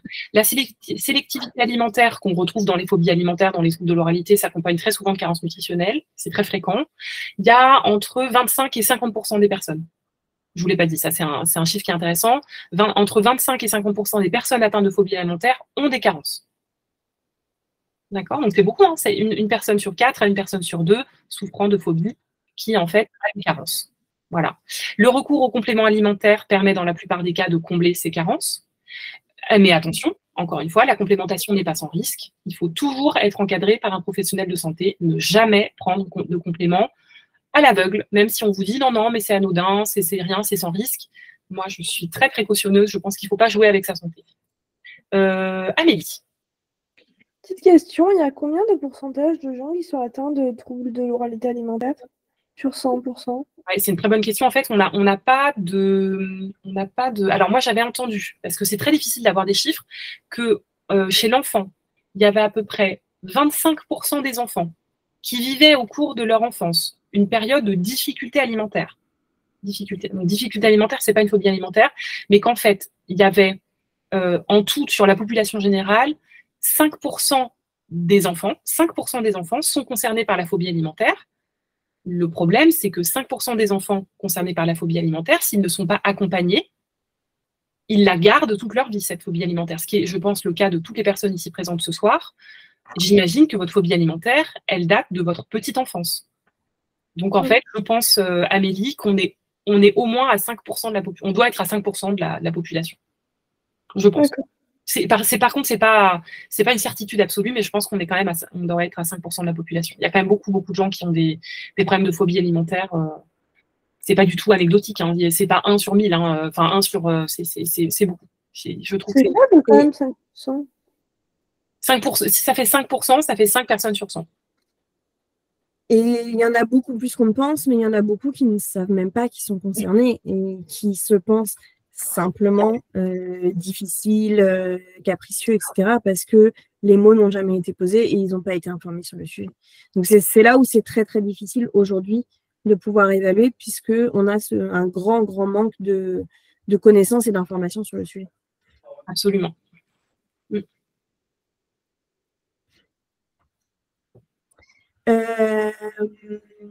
Je voulais rajouter quelque chose. Oui, ta source des 25 à 50% de personnes souffrant de troubles alimentaires, souffrant de carence, c'est tous les troubles alimentaires confondus ou c'est le trouble de l'oralité spécifiquement? Alors, dans les études que j'avais lues, c'était le trouble de l'oralité. D'accord. Et tu saurais partager la source de ça? Oui, je l'ai là. C'est Godet. Attends. Godet. Qui a écrit beaucoup de choses d'ailleurs sur les que tu connais peut-être, ouais. Cette part peut-être Marie, oui, parce que un gros. Alors là, je regarde en même temps la prévalence de l'ARFID, parce qu'on dit que l'ARFID c'est le terme scientifique pour parler des phobies alimentaires. Eux, ils disent, là je suis en train de voir ce qui sort en premier sur Internet, 3% de la population générale, donc c'est moins que 5%. Mais comme dirait Marie, c'est, je pense, totalement sous-estimé. Je pense que les 3% ne sont pas représentatifs. Parce qu'en effet, il y a plein de gens qui ont eux-mêmes des troubles alimentaires, mais des phobies alimentaires sans le savoir. Et les études d'un pays à l'autre varient beaucoup. Je crois qu'au Japon, ils avaient fait une étude qui montait à 11%. Mais en fait, comme les études, les systèmes de notation et tout sont pas encore uniformisés sur l'ensemble du globe, du coup, les critères sont pas les mêmes pour rentrer dans les pourcentages, etc. Donc, du coup, on a des choses qui sont encore assez disparates d'un pays à l'autre. Donc, c'est difficile de pouvoir quantifier tout ça. Effectivement, Marie, je suis en train de regarder une autre source sur laquelle, selon les études et selon les pays, le pourcentage de personnes atteintes par les ARFID va de 0,3 à 22%. Donc, c'est énorme le différentiel entre les deux. Et ça montre bien qu'en fait, probablement que tous les pays n'ont pas la même manière d'évaluer, etc. Et puis, dans certains pays, c'est plus, c'est plus connu que d'autres. Et donc, forcément, dans les pays où c'est connu, les gens en parlent plus, j'imagine. Et puis, il y a des échantillons qui sont un peu biaisés dans le sens où ils sont faits dans des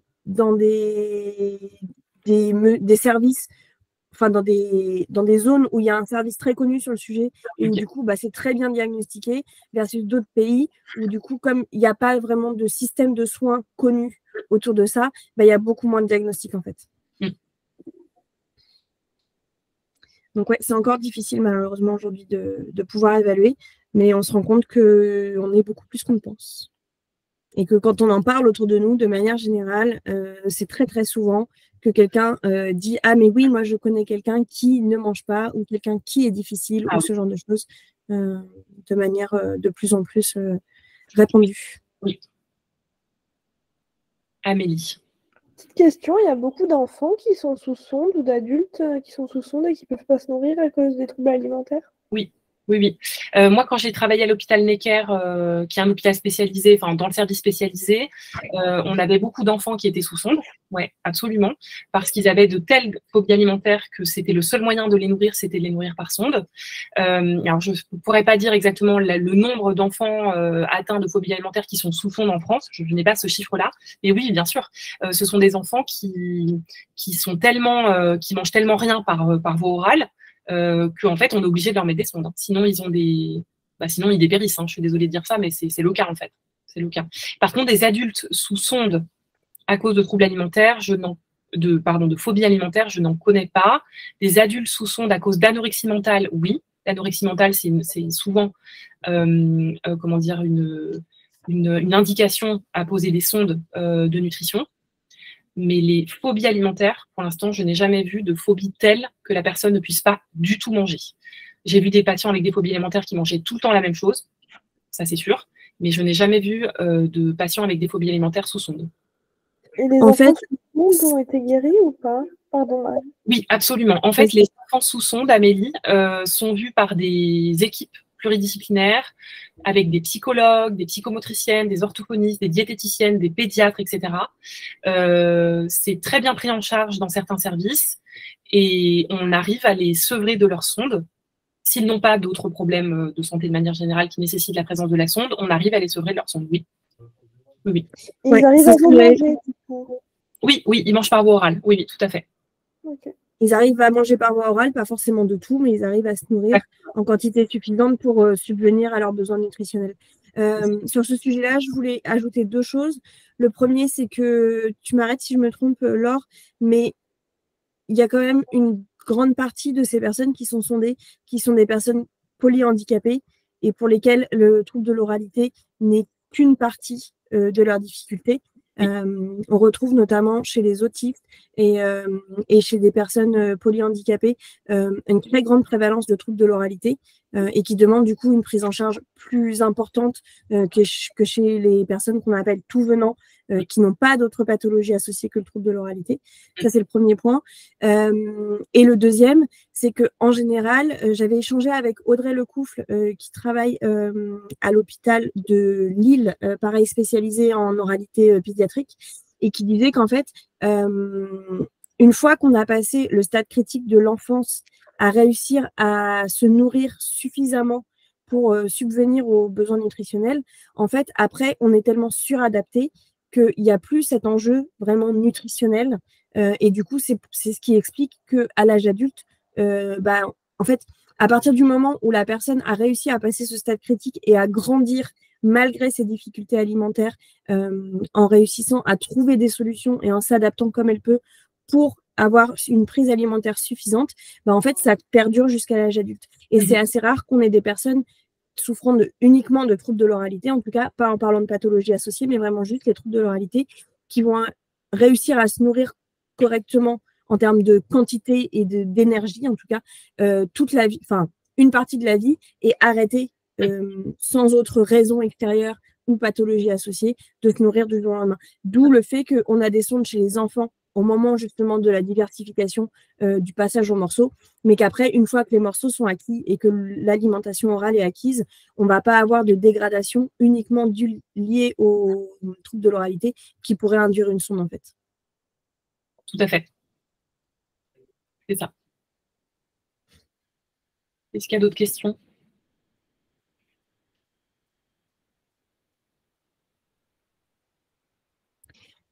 Super. Merci beaucoup les filles pour votre participation, pour vos questions tout du long. C'était super chouette de pouvoir échanger comme ça au fur et à mesure avec vous. Donc, la conférence est enregistrée. Donc, je vous enverrai le replay demain par email. Vous aurez le lien du replay et des slides pour pouvoir les télécharger.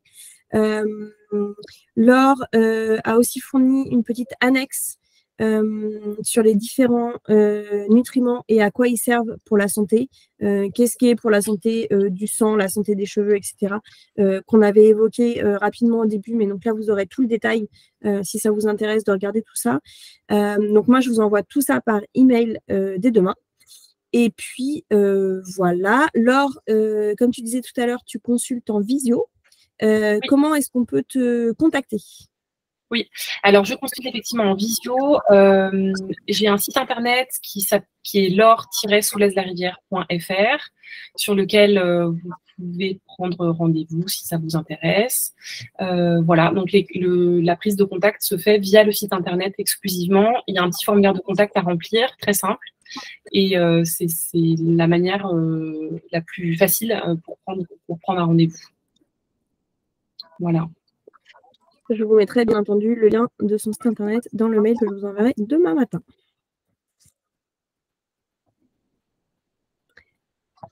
Voilà, merci beaucoup à toutes. J'espère que ça vous a plu, que ça vous a appris plein de choses.